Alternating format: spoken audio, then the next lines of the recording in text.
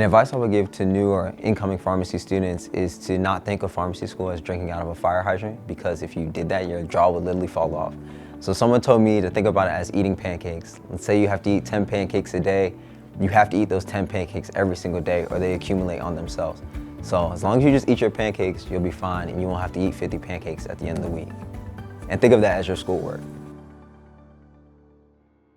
Howdy, my name is Nate Gilmore. I'm a dual degree student at the Eshelman School of Pharmacy. I'm doing the PharmD MBA program here, and I am the president of the Industry Pharmacist Organization.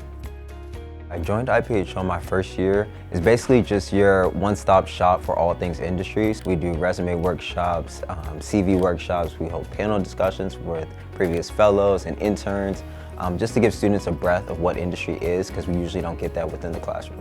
So I chose pharmacy because in my senior year of undergrad, I had an internship at a pharmaceutical company in their patient safety organization, and I learned a lot about what the industry can do for a patient and what a pharmacist can do within the industry and the impact that they can have on millions of people's lives with just certain drugs or the work that they do day to day. And that really inspired me to want to go back to school and get my PharmD. So one of my favorite moments from being here at the school is honestly compounding lab.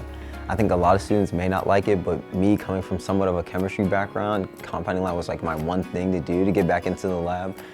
So we made a lot of cool experiments like lollipops, deodorant. So that was just really fun being able to do those and kind of feeling like a real chemist in a way.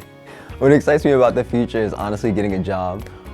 That's really important, but moreover, it's just market access in a role such as that and making sure that I can negotiate with payers and getting patients the access that they need, advocating for those negotiations within discounts or coupons to reduce the cost for patients. Biggest takeaway, definitely just be trying everything.